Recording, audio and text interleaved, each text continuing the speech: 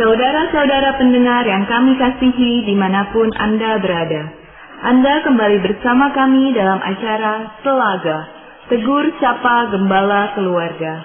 Acara ini diselenggarakan oleh Lembaga Bina Keluarga Kristen atau LBKK bekerja sama dengan radio kesayangan Anda ini. Saya Stella akan berbincang-bincang dengan Bapak Penginjil Sindunata Kurniawan Magister Konseling. Beliau adalah seorang pakar dalam bidang konseling keluarga. Perbincangan kami kali ini adalah tentang pemulihan korban pemerkosaan. Kami percaya acara ini pasti bermanfaat bagi kita sekalian. Dan dari studio kami mengucapkan selamat mengikuti. Pak Sindu, dalam perbincangan kita sebelumnya, kita membahas tentang memahami dan mencegah pemerkosaan. Kali ini kita akan membahas tentang bagaimana kita menangani atau memulihkan korban pemerkosaan. Sebenarnya dari pemerkosaan tersebut apa saja Pak dampak yang dialami oleh korban? Yang pertama Bu Stella, dampaknya adalah dampak fisik.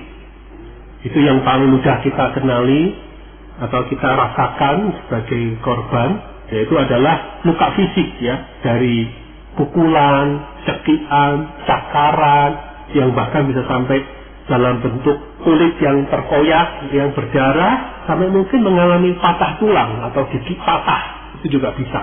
Dampak fisik ini bisa juga berupa luka di daerah kemaluan, vagina, atau mungkin di anus, bagi yang mengalami bentuk pemerkosaan secara sodomi. Bisa juga dampak fisiknya ini Bu Stella berupa kondisi mengalami penyakit menular seksual, dari sifilis, pajak singa, dan sebagainya. Termasuk juga bisa dalam bentuk mengalami kehamilan bagi yang wanita. Berarti dampak fisiknya saja sudah berat ya Pak. Selain dampak fisik, pasti kayaknya ada juga dampak psikis ya Pak. Apa saja Pak dampak psikisnya? Ya, ini ya dampak psikisnya sangat kompleks ya Bu Stella ya. Yang pertama, sang korban merasa bersalah begitu besar, menyalahkan dirinya, dia juga marah, bisa marah kepada pelaku, tentunya marah kepada lingkungan, marah kepada Tuhan, ataupun marah kepada diri, merasa malu, sedih, jadi bercampur aduk.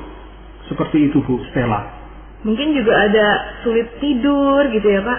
Ya, jadi karena kondisi ini dia mengalami sulit tidur, sulit konsentrasi, mudah tersinggung. Apakah mungkin juga seperti muncul mimpi-mimpi buruk gitu Pak selama tidur? Ya, bisa demikian. Jadi dalam kondisi sadar, teringat-ingat, terngiang-ngiang dengan trauma, kejadian yang begitu menggedorkan jiwanya, termasuk dibawa ke dalam tidur. Ketika tidur pun sering terbangun, berteriak-teriak, berkeringat, karena ketersekaman dengan trauma yang dialami. Jadi ada ketakutan yang luar biasa. Dan mungkin ada juga pikiran untuk mengakhiri hidup ya Pak? Ya, pikiran mengakhiri hidup bisa muncul berkali-kali. Karena apa? Depresi yang dialami. Jadi depresi ini ditandai dengan merasa lelah berkepanjangan, nafsu makan yang turun, atau sebaliknya nafsu makannya semakin bertambah. Itu bagian dari depresi. Dari depresi yang agak ringan sampai depresi yang berat. Nah, depresi yang lembat, rasa keputusasaan, itu akan memunculkan fantasi-fantasi, gagasan-gagasan untuk bagaimana ya kalau saya mengakhiri hidup ini rasanya lebih baik. Nah, sisi yang lain Bu Stella, secara psikis juga bisa korban ini merasa diri begitu kotor dan berdosa, sehingga dia juga merasa tidak jelas bagaimana batasan fisik, boundary, melindungi diri. Rasanya sudah diterombol, diri nggak berharga, ternoda. Akhirnya dia menjadi orang yang terlalu menjauhi laki-laki, kalau itu perempuan korban pemerkosaan, sangat takut dengan laki-laki, atau sebaliknya dia akhirnya karena merasa tidak berharga, ya udah laki-laki siapapun yang mau mendekat, mau menjamah tubuhnya, dia biarkan sampai dia memberikan dirinya untuk melakukan hubungan seksual dengan laki-laki dan laki-laki yang lain. Nah, itu bisa sampai sejauh itu dampak psikis kepada harga diri dan gambar diri dan kondisi kejiwaan sang korban. Apakah dampak-dampak ini biasanya terlihat Pak di depan orang lain? Ya, Bergantung ya. Ini sangat bergantung kepada siapa pelakunya, seberapa dekat, seberapa mengagetkan, itu bervariasi. Dan juga kepada kepribadian sang korban. Jadi kalau sang korban seorang yang selama ini populer, selama ini dikenal, baik dan sebagainya, dan dia sangat kuat dengan namanya pencitraan, maka ketika mengalami kejadian yang menggoncangkan jiwa pun, dia berjuang untuk menutupi dari pengetahuan orang lain. Jadi dia akan menampilkan sisi yang ceria, sisi yang gembira, senyum-senyum, bahkan sisi yang tetap berprestasi, berkarya baik, sekalipun dia mengalami tekanan-tekanan jiwa. Jadi bisa begitu rupa tidak terlihat untuk sekelompok orang, tetapi biasanya untuk orang yang sangat dekat, hidup sehari-hari bersama, sering bergaul, dekat, akan peka dengan tanda-tanda alamiah yang tidak bisa begitu saja dikelabui. Jadi mungkin ada sedikit kejanggalan dari sikapnya begitu. Betul, tentunya ada. Orang yang terdekat, yang peka akan bisa tetap melihat, ini kok ada perubahan ya, ada apa? Nah, mungkin dia akan tertanding untuk bertanya lebih lanjut kepada sang korban. Pak Sindul, sebenarnya apa yang menjadi kebutuhan utama dari orang yang mengalami pemerkosaan? Yang pertama, Bu Stella, orang yang mengalami pemerkosaan, dia butuh yakin bahwa dirinya memang dikasihi. Biasanya sang korban, khususnya para wanita, akan marah sekali pada Tuhan, merasa diri kok dicampakkan oleh Tuhan, apalagi selama ini saya seorang aktivis, seorang yang mencintai Tuhan, melayani Tuhan, seorang bahkan hamba Tuhan, menyerahkan diri menjadi hamba Tuhan. Saya setia, ikut jalannya Tuhan. Kenapa saya kok dibiarkan oleh Tuhan mengalami ini? Jadi dia merasa diri diabaikan oleh Tuhan, tidak dikasihi. Dia juga merasa diri hina, hancur, ternoda. Pasti suami saya, pacar saya menolak. Pasti jemaat, teman-teman akan jijik dengan saya dan saya akan dibuang. Dan inilah yang dibutuhkan sekali. Yang pertama, korban pemerkosaan butuh meyakini bahwa ia tetap dikasihi oleh orang-orang terdekat maupun oleh Tuhan itu sendiri. Bahwa yang salah itu memang bukan dirinya, begitu ya Pak? Ya, betul. Selain dia merasa yakin bahwa dirinya dikasihi, mungkin juga perlu yang namanya membawa kepada Tuhan. Ya, jadi kebutuhan yang kedua dari sang korban pemerkosaan adalah membawa rasa sakitnya, mempersembahkan rasa sakit, nyeri, duka cita, rasa keterhilangannya kepada Tuhan. Jadi sangat penting dia curhat, mencurahkan isi hati, katarsis, omong apa aja. Jadi maka dalam hal ini seperti kita lihat ya, dalam kitab Mazmur ada banyak mazmur-mazmur yang berisi curahan hati, termasuk seperti sumpah serapah, tuduhan-tuduhan miring dan sumbang kepada Tuhan. Itu baik, silahkan. Itu korban membawa rasa sakit, menceritakan dalam doa, dalam peratapan, tangisan, dalam kata dan nada.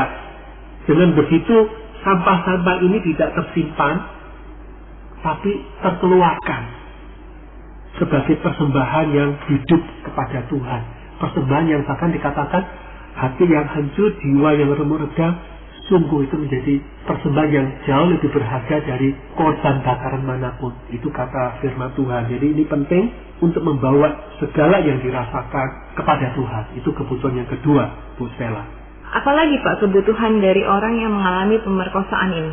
Kebutuhan yang ketiga adalah mengampuni pelaku pemerkosaan. Nah, ini memang satu kata yang penting, tapi prosesnya panjang.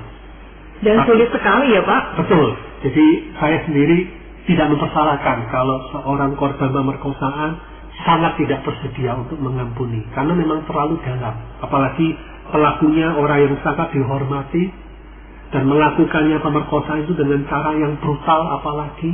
Nah ini sangat menyakitkan. Tetapi inilah kebutuhan ketiga yang fundamental, yang perlu dijalani prosesnya dan sampai kepada klimaks pengampunan.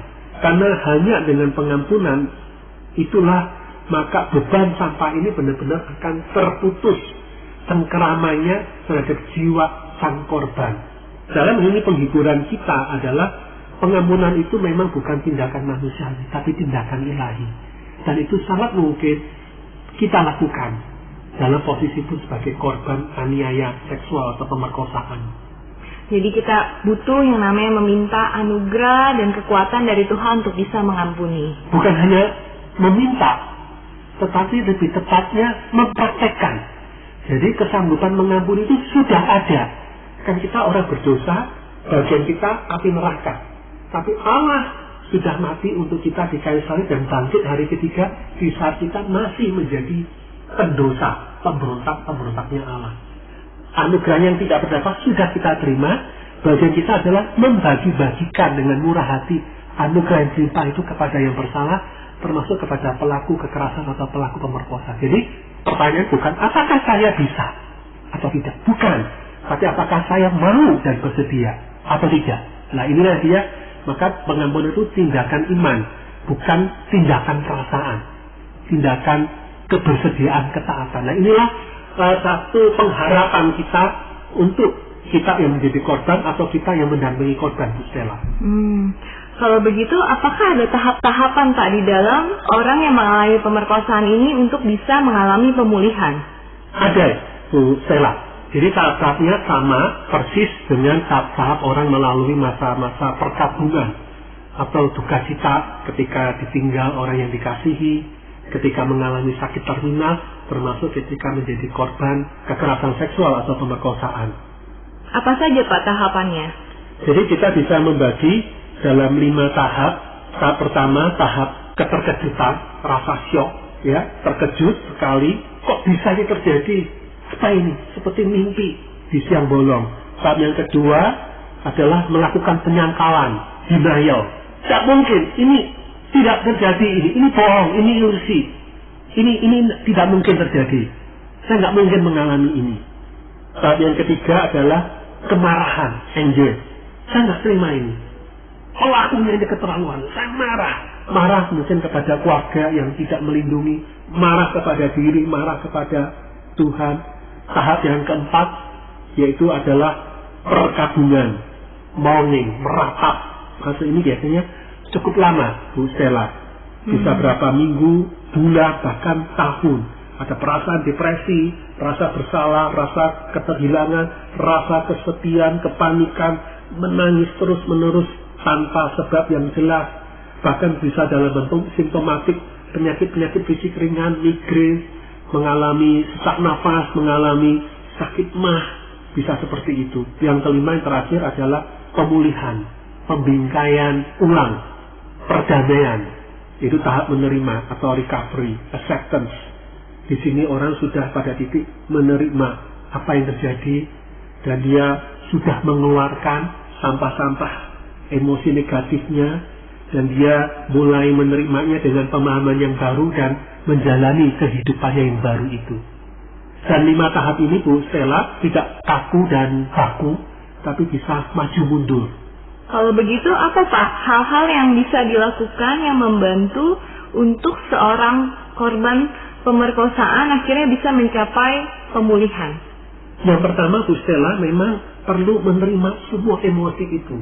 Emosi itu jangan dimusuhi, jangan disangkali, jangan ditekan dan direpresi. Tapi emosi apapun yang berkecamuk izinkan untuk diekspresikan. Baik rasa panik, rasa bersalah, marah, sedih, kalut, galau, frustasi, depresi, akui, inilah yang saya alami. Ini yang saya rasakan, izinkan merasakan. Wah, saya nggak bisa kerja, ya udah, kita ambil time out, berhenti, sabar, perhentian, nggak kerja untuk hari itu, untuk berduka cita, untuk meratap, menangis, untuk mengekspresikan secara sehat perasaan-perasaan itu. Termasuk mungkin kita masuk di kamar, nangis, kalau kita takut itu mengganggu orang lain, kita pakai bantal, meredam rasa tangis kita. Jadi jangan ditekan dan ditahan, malah dikeluarkan. Ibaratnya ada bendungan air mata, danau kesedihan, danau amarah. Nah, ini perlu dikeluarkan secara sehat. Dengan dikeluarkan, danau itu akan menyusut sampai tambah lama menghilang dan sirna. Nah, itulah benar-benar titik merdeka, titik pemulihan dan kesembuhan jiwa kita. Apakah perlu juga diekspresikan kepada orang-orang terdekat yang kita bisa percayai? Ya, hal kedua yang bisa membantu selain menerima semua emosi dan mengekspresikan dengan sehat, termasuk yang kedua mengekspresikan kepada orang-orang terdekat yang mengasihi kita, yang bersedia mendampingi kita.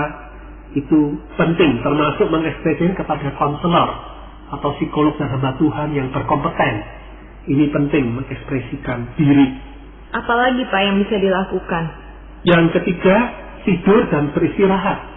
Jadi sadari kalau kita lemah, terasa lambat, tidak apa-apa, terima. Oke, saya berhenti sesaat, saya istirahat, saya tidur lebih panjang, saya beristirahat, saya menarik diri, saya retreat, saya meninggalkan rumah untuk beberapa minggu dan bulan. Termasuk tempat-tempat yang kita mengalami kekerasan seksual itu, kita menghindari, menolak, saya nggak siap untuk kembalikan. Nggak apa-apa. Sampai orang tertentu mengalami pindah rumah, pindah tempat tinggal, pindah kota, pindah tempat bekerja, atau bahkan pindah negara. Nggak apa-apa. Itu proses alamiah yang kita perlu lewati, masa transisi, masa peralihan. Apakah kalau memang mengalami pemerkosaan kita perlu yang namanya jadi di rumah saja, mengurung diri, begitu Pak? Ya, sebaiknya memang ada masanya menarik diri, mengurung diri, tapi itu bukan strategi berkepanjangan. Pada tahap tertentu kita perlu menolong diri untuk mengekspresikan, baik lewat tulisan, karya seni, menggambar, drama, teater, menari, ya, bernyanyi, menulis blog kalau kita di dunia maya, menulis catatan harian, menulis buku mungkin dari pengalaman kita, mengekspresikan, termasuk berkegiatan secara aktif. Ya, kita di gereja, paduan suara, aktivitas sosial, termasuk mungkin kita menjadi relawan dari Human Crisis Center, pusat-pusat krisis untuk menolong anak dan perempuan korban kekerasan. Nah, itu juga bagian dari proses restorasi diri. Dan di sini sibuk di sini bukan pelarian sesungguhnya atau sekedar pelarian, tapi sibuk yang sehat. Kita tetap memberi ruang untuk time out, berduka cita, meratap, ada waktunya, berdiam, menarik diri, meratap, kepada teman curhat, menjalani proses psikoterapi dan konseling mendalam, tapi tetap ada saatnya kita beraktivitas. Jadi hidup perlu kita lakukan, berolahraga, menyalurkan dalam hobi-hobi yang sehat. Jadi dengan aneka kapling-kapling, petak-petak ini akan membantu proses penyembuhan kita sebagai korban pemerkosaan. Selain itu Pak, bagaimana kalau misalnya kita yang mendampingi dari korban pemerkosaan ini? Apa yang perlu dilakukan dan apa yang sebaiknya kita lakukan? Ya, sebagai pendamping, maka kita perlu mengizinkan korban untuk mengekspresikan diri dengan leluasa. Seperti tadi menangis, marah, kemudian menyalah-nyalahkan Tuhan, menyalahkan orang lain. Kita sama, tidak boleh marah, orang percaya nggak boleh marah, kamu beriman, tertutup loh kamu loh, kamu murtad loh kalau kamu marah-marah sama Tuhan. Nah itu keliru ya, itu proses memang kan. Tadi ada 5 tahap duka cita, tahap yang ketiga ada kemarahan. Jadi izinkan marah itu disalurkan, malah nanti akan muncul lapis yang lebih jernih dan bening. Jadi lapisan amarah itu memang perlu dikeluarkan. Jadi kita beri tempat yang aman dan nyaman, termasuk mungkin dalam bentuk dia membuat simulasi. Ada batu-batu yang dia lempar mungkin ke sungai, dia melempar, atau dia dalam bentuk menggambar, atau juga berduka citanya dia melakukan sebuah ritual, membakar sesuatu, membuat sesuatu yang dibakar, dia buang. Nah, simbol-simbol itu pun cara-cara sehat yang perlu kita beri ruang bagi korban. Kita pendamping perlu memberi ruang untuk itu. Selain itu mungkin kita juga perlu memberi empati ya Pak sama korban ketika mereka men-sharingkan atau mengekspresikan hal tersebut. Ya, jadi empati ini kita nyatakan, Bu Stella, yang kamu rasakan itu begitu berat, dan ya buat saya sendiri kalau dalam posisimu, saya pun bisa melakukan seperti itu. Saya mungkin tidak bisa menyelami sepenuhnya, tapi saya bisa menghargai apa yang kamu rasakan ini. Jadi kita mengungkapkan kata-kata yang memberi tempat. Jadi dalam berkata, aku tahu yang kamu rasakan. Gini loh. Jadi kita jangan statistis kok tahu. Mungkin kita pernah mengalami duka cita yang mirip, tapi tetap ada keberbedaan. Nah inilah yang kita perlu hargai dengan ungkapan-ungkapan rasa hormat kepada korban pemerkosaan. Selain itu, apalagi Pak yang bisa dilakukan saat pendampingan ini? Jadi penting untuk menjaga kerahasiaan ya, berani menjadi pendamping harga mati untuk menjaga kerahasiaan, konfidensialitas. Jadi kita bisa berkata, kerahasiaan adalah kehormatanku. Kalau aku bocor mulut, siarkan kemana-mana, jadi aku sama saja sedang menghina diriku sendiri. Jadi ini penting sekali. Jangan jadikan ilustrasi khotbah. Ada seorang ibu, seorang wanita muda yang menjadi korban pemerkosaan cuma dikasih Tuhan. Wanita itu begini-begini. Oh jangan, itu sangat melukai. Jadi jangan jadikan itu sebagai kisah-kisah khotbah kita kalau kita adalah seorang hamba Tuhan. Mungkin dari gereja sendiri perlu yang namanya bekerja sama gitu ya Pak, dengan konselor atau mendampingi keluarganya begitu ya Pak. Jadi tidak menyiarkan itu malah gitu ya Pak. Iya. Jadi kalau kita pendamping ini adalah seorang awam, bukan orang yang terdidik secara formal sebagai konselor atau psikolog, maka penting kita kerjasama dengan yang berkompeten secara formal, yang terdidik secara formal, seorang konselor terdidik atau seorang psikolog, ya. Jadi kerjasama. Peran keluarga, peran pendamping itu penting, tapi juga peran ahli juga penting, termasuk dokter medis, psikiater menjadi lingkup kerjasama kita. Maka ini juga penting. Kita sebagai hamba Tuhan pun pendeta, mungkin kalau kita tidak punya pendidikan formal di bidang konseling, hanya 1, 2, 3 mata kuliah konseling, jangan merasa diri kita serba tahu. Tetap itu bukan kompetensi utama kita. Kompetensi sampingan iyalah, kerjasama dengan orang yang spesialisasi itu sangat penting, termasuk yang tadi dikatakan Bu Stella, mendampingi keluarga yang mengalami. Karena dampak pemerkosaan itu bukan individu, korban, tapi mungkin suaminya, anaknya, orang tuanya yang tinggal satu atap itu pun mengalami dampak ketertekanan, depresi, kemarahan dan sebagainya. Ini juga butuh pendampingan, Bu Stella. Mungkin kan kalau misalnya dia adalah istri, mungkin jadi sulit lagi untuk yang namanya bisa berhubungan seksual dengan suaminya. Itu bagaimana ya Pak? Iya, ini menjadi isu sensitif ya Bu Stella ya. Namun perlu diangkat ke permukaan, dibahas secara khusus oleh psikolog atau konselor yang berkompeten. Jadi dipercakapkan trauma seksualnya, dia menghindar, frigid, jadi dingin terhadap kontak seksual pun dengan suaminya. Maka dalam ini perlu diberi proses. Suami pun perlu didampingi, memahami istri belum siap melakukan hubungan seksual, maka suami pun perlu didampingi untuk berdamai. Dan saat berhubungan seksual seperti apa, itu perlu dibicarakan secara terbuka suami istri dengan sang konselor atau psikolog ini. Jadi ini bagian penting pendampingan yang harus dilakukan. Atau mungkin kalau dengan anak perempuan yang lebih dewasa tapi belum menikah, mungkin nanti yang seperti tadi Pak Sindu sempat sebutkan bahwa dia jadi berhubungan seksual malah dengan lebih banyak laki-laki begitu ya Pak? Betul. Nah ini juga isu ini penting. Maka pemulihan ini jangan sifatnya kognitif belaka. Banyak hal itu bersifat afektif, perasaan-perasaan. Segi yang mendasar berkenaan tentang gambar diri, self-image, konsep diri. Kita nggak bisa melakukan dengan cara penasehatan. Ini proses psikoterapi atau konseling yang mendalam. Butuh orang mau diperlengkapi, berkompeten dan mendampingi dengan sepenuh hati. Karena dampaknya tidak sederhana. Termasuk Bu Stella kalau memiliki bayi. Jadi ketika kita mendampingi dia hamil, maka kita sebagai konselor, sebagai hamba Tuhan atau psikolog, maka kita pun menolong supaya dia siap untuk menerima kehamilan itu. Kalau dia menjalani kehamilan karena minimal tidak melakukan aborsi, apapun alasan, tetap pembunuhan. Maka kita perlu menolong yang pertama kalau bisa sedapatnya menerima kehamilan itu. Mungkin untuk membesarkannya, hal kedua yang bisa kita bicarakan, bayi itu diserahkan ke panti asuhan, ke keluarga yang membutuhkan, misalnya mengadopsi secara hukum, bisa seperti itu.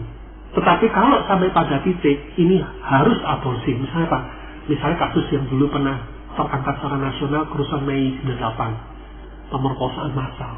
Wah, kalau ini sudah dianiaya begitu brutal, hamil dan menerima kehamilannya, melahirkan, wah tambah gangguan jiwa, schizofren. Wah ini nggak siap ya, oke. Saat itu terpaksa, sangat terpaksa aborsi dilakukan. Jadi butuh memang pertimbangan dari berbagai pihak dan hikmat dari Tuhan untuk menentukannya. Betul, tidak ada proses yang kita bisa sederhanakan atau dibuat begitu simpel. Sangat kompleks, jadi benar-benar kita perlu hati-hati. Tepat kata Bu Stella, hikmat Tuhan itu sangat kita butuhkan pula. Mas Sindu, apa yang menjadi pegangan atau ayat yang bisa menjadi berkat untuk pembahasan kita pada hari ini? Kita bisa melihat Bu Stella dari kitab Mazmur pasal 27 ayat 13 dan 14. Sesungguhnya aku percaya akan melihat kebaikan Tuhan di negeri orang-orang yang hidup. Nantikanlah Tuhan, kuatkanlah dan teguhkanlah hatimu. Ya, nantikanlah Tuhan. Sukacita, perkabungan, luka yang timbul karena pemerkosaan sangat dalam. Apalagi dengan intensitas pengalaman yang mendalam ini, jadi wajar orang melakukan hal-hal yang di luar imannya. Tetapi satu keyakinan mendasar, nantikanlah Tuhan.